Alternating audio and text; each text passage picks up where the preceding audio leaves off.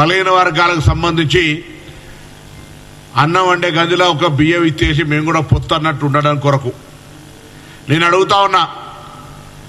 కవిత గారు 10 సంవత్సరాలు వాళ్ళ స్వయంగా సరే దయ్యాలు పక్కనున్నాయా వేదాలు పక్కనున్నాయా మొత్తానికి వారి స్వయంగా తండ్రి ముఖ్యమంత్రి, వీరు పార్లమెంటు సభ్యులు, దాని తదుపరి ఎమ్మెల్సీ.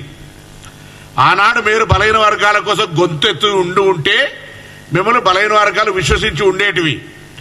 ఆనాడు 10 సంవత్సరాలు అధికారంలో ఉన్ననాడు ఒక్కరికి కూడా అవకాశం లేకుండా ఒక్క విషయంలో కూడా సహకరించకుండా ఉన్న మీరు ఇలా మీరు మాట్లాడుతూ ఉన్నారు. పక్కన మా పెద్దన్న, మేమందరం కూడా వారి తమ్ముళ్ళం.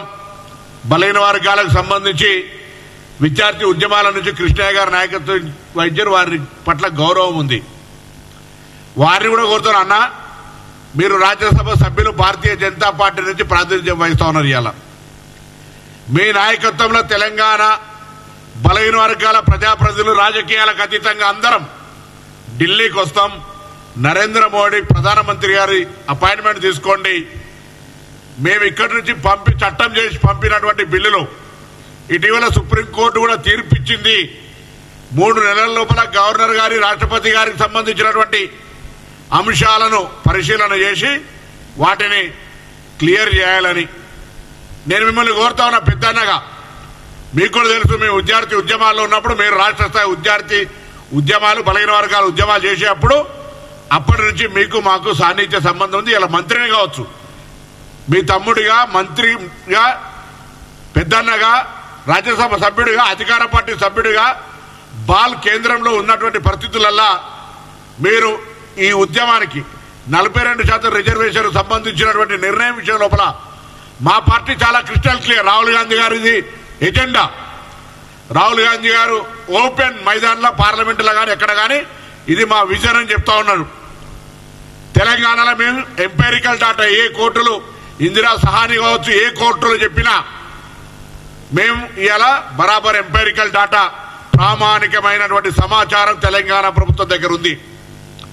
ఇందిరా సహాని కేసులు అదే చెప్పారు. అన్నిటికంటే ఎక్కువ ఈరోజు భారతదేశంలోని అనేక రాష్ట్రాల్లో ఈబీసీ రిజర్వేషన్ తర్వాత 50% క్యాప్ అనేది వెళ్ళిపోయింది. అది క్వశ్చన్ కానే కాదు. ఉదాహరణకు తెలంగాణలో 15% 2001 జనాభా లెక్కల ప్రకారంగా 15% ఎస్సీ, ఇటీవల సవరణల తర్వాత ఎస్టీ 10%, ఇంక్లూడింగ్ ముస్లిం బీసీ 27%, 52% ప్లస్ 10 ఈబీసీ 62%. ఇప్పుడు తెలంగాణలో రిజర్వేషన్ల ప్రక్రియ నడుస్తూ ఉంది. న్యాయస్థానాలకు తెలియదు ఇది. కాబట్టి కవిత గారు సత్రంలో భోజనం పెడుతుందంటే కూడా సిఫార్సు లెటర్ కావాలని, సత్రంలో అయితే ఓపెన్ టు ఆల్ భోజనం, దానికి కూడా సిఫార్సు లెటర్ కావాలన్నట్టు మేము ఇంత ప్రక్రియ చేస్తూ ఉంటుంటే ఫిబ్రవరి 4 నుంచి 24 నుంచి ఫిబ్రవరి 4, 25 లోపల ఇంత ప్రక్రియ జరిపి చట్టం చేసి గవర్నర్ గారు ఆమోదం పొంది ఢిల్లీ పోతే ఇక్కడ కూర్చొని సన్నాయి నొక్కులు కూడా మాట్లాడితే నాకు అర్థమే కాలే. బీసీల బిడ్డలం, విద్యార్థి ఉద్యమాల నుంచి బీసీలకు సంబంధించి ఒక ఆలోచనతోటి ముందుకు పోతున్నటువంటి సందర్భంలో మా ప్రభుత్వం రాహుల్ గాంధీ గారి మార్గదర్శకత్వంలో తెలంగాణ రాష్ట్ర ప్రభుత్వం అటు ముఖ్యమంత్రి రేవంత్ రెడ్డి గారు కానీ, ఇటు ఉప ముఖ్యమంత్రి బట్టి విక్రమార్క గారు కానీ, మా పిసిసి అధ్యక్షులు మహేష్ కుమార్ గౌడ్ గారు కానీ, యావత్ క్యాబినెట్ కాంగ్రెస్ పార్టీ కింది నుంచి పైదాకా ఇందుకు సంబంధించినటువంటి ఒక కమిట్మెంట్ తోటి ఉన్నాం. నేను అడుగుతున్నా, 10 ఏళ్ళ అధికారంలో మీరు పట్టించుకోలే. ఇప్పుడు బీసీలకు సంబంధించిన నాయకుని పక్కన కూర్చొని పెట్టుకొని ఏదో మాట్లాడితే మాకు కొంత శాంటిటీ వస్తుంది, లేకపోతే ఏదో ప్రజల్లో పేరు వస్తుంది అనుకుంటే మీ అపోహ. దీంతో ఇంకొకటి కూడా క్రిస్టల్ క్లియర్ అవుతుంది. ఒకవేళ క్రిస్టల్ క్లారిఫై ఇస్తే పర్వాలే, లేకపోతే బీజేపీ టీఆర్ఎస్ మేము చాలా కాలంగా చెప్తున్నటువంటి దోస్తాని మళ్ళొక్కసారి కాంగ్రెస్ పార్టీని ఎక్కడో కాడ ఇరికేయాలనేటువంటి ప్రయత్నం కొరకు కుట్ర చేసే ప్రయత్నం చేస్తున్నారు. దీన్ని బలహీన వర్గాలకు సంబంధించిన అంశాన్ని తాకట్టు పెట్టి నేను మళ్ళీ కోరుతా ఉన్నా, దయచేసి బలహీన వర్గాలకు సంబంధించి కాంగ్రెస్ పార్టీ మా ప్రభుత్వం ఏర్పడ్డ తర్వాత ప్రతి కార్యక్రమం ఓపెన్ లా ట్రాన్స్పరెంట్ గా కార్యక్రమం చేస్తూ ఉంది. కవిత గారు నిజంగా మీకు అంత చిత్తశుద్ధి ఈ సేకరణ సమాచార సేకరణ జరిగే సందర్భంగా మీ తండ్రి గారు కావచ్చు, మీ పక్కన ఉన్నటువంటి తండ్రి గారి పక్కన దయ్యాలు కావచ్చు, అందులో పాల్గొన్నప్పుడు వాళ్ళని విమర్శిస్తే ఇవాళ కూడా నువ్వు మాట్లాడే సందర్భంగా ఈ దయ్యాల ఆనాడు బలహీన వర్గాల కొరకు సమాచార సేకరణలో పాల్గొనాలనే ధైర్యం ఉంటే అది చెప్తే నీకు కొంతనన్నా కొద్దిగా శివుని దగ్గర మనం అక్కడికి పోతాం, ఏ దాని పడితే బూడిదల సన్నది వీడు ఏమి ఇవ్వటం అన్నట్టుగా ఉన్నది ఇలా లెక్క. అందుకే నేను మరొక్కసారి పెద్దలు రాజ్యసభ సభ్యులు బలహీన వర్గాల పట్ల సంబంధించినటువంటి అంశం ఉన్నటువంటి కృష్ణయ్య గారు, మిగతా అందరూ కూడా ఉన్నారు, జాజుల శ్రీనివాస్ గారు ఉన్నారు, మిగతా అన్ని కుల సంఘాలకు సంబంధించిన నాయకులు ఉన్నారు, బలహీన వర్గాల విద్యార్థి యువజన ఉద్యోగ సంక్షేమ సంఘాలు అనేకంగా ఉన్నాయి. వాళ్ళందరూ కూడా హృదయపూర్వకంగా కోరుతా ఉన్నా, మా ప్రభుత్వం చిత్తశుద్ధితో ఉంది. ఇప్పటి వరకు నడిచిన ప్రతి అడుగు చిత్తశుద్ధితో ముందుకు పోయే విధంగా నడిచినాం. ఇప్పుడున్నటువంటి దాన్ని ఏ విధంగా సాధించుకోవాలో ఆ మార్గదర్శకత్వం తీసుకుందాం. కృష్ణయ్య గారిని కోరుతా ఉన్నా, మీరే బలహీన వర్గాల ప్రతినిధులు తీసుకొని ఢిల్లీకి పోదాం, మేము మీ వెంబడి వస్తాం, ఈ అంశాన్ని పరిష్కారం చేసే దిశలో తీసుకుపోమని చెప్పి నేను ఈ సందర్భంగా కోరుతా ఉన్నా. కవిత లాంటి వాళ్ళతోటి 10 ఏళ్ళ అధికారంలో ఉండి బలహీన వర్గాలకు న్యాయం చేయనటువంటి వాళ్ళతోటి కూర్చొని గౌరవాన్ని తక్కువ చేసుకోవద్దని కూడా ఈ సందర్భంగా కోరుతా ఉన్నా. కానీ మీరు టీఆర్ఎస్ బీజేపీ ఒకటే అనే ఇండికేషన్ తోటి కూర్చుంటే నమస్కారం, నేను దానికంటే అభ్యంతరం లేదు.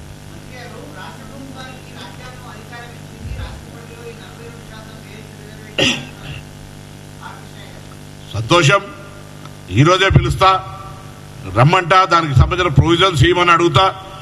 Advocate general, additional advocate general, న్యాయ నిపుణులు, ఇంత ఎవరైనా న్యాయపరమైనటువంటి సలహాలు ఇస్తే ఈ ప్రభుత్వం చాలా చిత్తశుద్ధితో ఆ కార్యక్రమాలు నెరవేర్చడానికి సిద్ధంగా ఉన్నాం.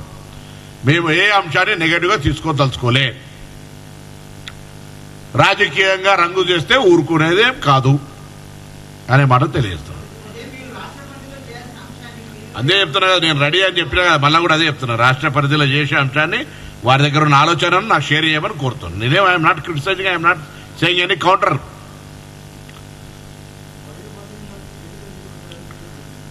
వాళ్ళ నేను అడిగే బాల్ నీ దగ్గర పెట్టుకొని ఎప్పుడైతే కొంతమంది మాట్లాడుతూ ఉంటారు 50% క్యాప్ నేను లెక్క చెప్పినా నేనేం ఆన్ రికార్డులో చెప్తా ఉన్నా కదా. తెలంగాణ రాష్ట్రంలో ప్రస్తుతం 50% రిజర్వేషన్ దాటి ఉంది. 10% ఎస్టీలు, 15% ఎస్సీలు, 27% బీసీలకు సంబంధించి 52% ప్లస్ 10% ఈడబ్ల్యూఎస్ కింద 62% రిజర్వేషన్ ప్రివేల్ అవుతుంది ప్రస్తుత తెలంగాణలో. So where is 50% cap hurdle? ఆ హర్డిల్ అనేది ఎక్కడికే వస్తుందని అడుగుతున్నాం. నెంబర్ 2, ఇది దేశవ్యాప్తంగా 29 రాష్ట్రాల్లో ట్రైబల్ రిప్రజెంట్ చేస్తున్న మేఘాలయ, అస్సాం లాంటి ఆ రాష్ట్రాల్లో కూడా 80% దాకా రిజర్వేషన్ ఉంది. పక్కనే పొరుగు రాష్ట్రమైన తమిళనాడులో 69%, 72% దాకా రిజర్వేషన్ ఉంది. సో 50% క్యాప్ అనేటువంటి దాన్ని ఎవరైనా అవరోధంగా సైకాలజికల్ గా భావించే అవసరం లేదు. ఈ ప్రభుత్వం చిత్తశుద్ధితోటి, నేను మళ్ళీ చెప్తున్నా, ఫిబ్రవరి 4, 2024 నాడు నిర్ణయం తీసుకుంటే శాసనసభలో, ఆనాడు శాసనసభలో బలహీన వర్గాల శాఖ మంత్రిగా నేనే దాన్ని ప్రవేశపెట్టినాం, తీర్మానం చేసినాం. మళ్ళీ ఫిబ్రవరి 4, 2025 నాడుకు చట్టం చేసినాం. దాన్ని గవర్నర్ గారు ఆమోదించిండ్రు. కేంద్రంలో గౌరవ రాష్ట్రపతి గారి దగ్గరన్నది. దాని దిశలో కార్యాచరణ తీసుకోవడానికి భారతీయ జనతా పార్టీ తెలంగాణ శాఖ, భారతీయ జనతా పార్టీ తెలంగాణ నుంచి ప్రాతినిధ్యం వహిస్తున్నటువంటి బలహీన వర్గాల నాయకులు ఈటెల రాజేందర్, ధరంపూరి అరవింద్, బండి సంజయ్, మిగతా కిషన్ రెడ్డి గారితో పాటుగా, కృష్ణయ్య గారితో పాటుగా, మిగతా శంకర్ గారు, ఆదిలాబాద్ ఎమ్మెల్యే గారు, బీజేపీ లక్ష్మణ్ గారు, ఎవరైనా సరే వాళ్ళ దిశలో ఈ కార్యాచరణ తీసుకుపోవడానికి రాజకీయాలకు అతీతంగా బలహీన వర్గాల సంక్షేమం కొరకు అందరం కలిసి రావడానికి కొరకు సహకరించమని సందర్భంగా కోరుతా ఉన్నాం.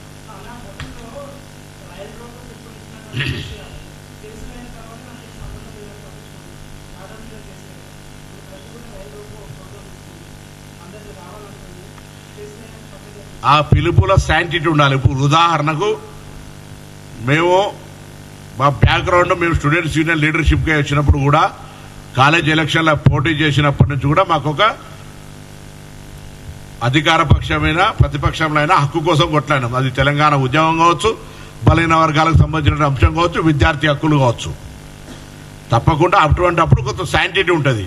10 సంవత్సరాలు అధికారంలో ఉండి ఆ తల్లే చెప్తున్నట్టుగా అధికారంలో ఉన్నటువంటి చంద్రశేఖరరావు గారు చుట్టూ దయ్యాలున్నట్టు ఇప్పుడు మీరు 10 సంవత్సరాలు అధికారంలో ఉండి ఆనాడు మాట్లాడినటువంటి వాళ్ళు ఇవాళ మాట్లాడితే దయ్యాలు వేదాలు వాళ్ళు ఇచ్చినట్టు అవుతుంది అనుకుంటారు. రైట్.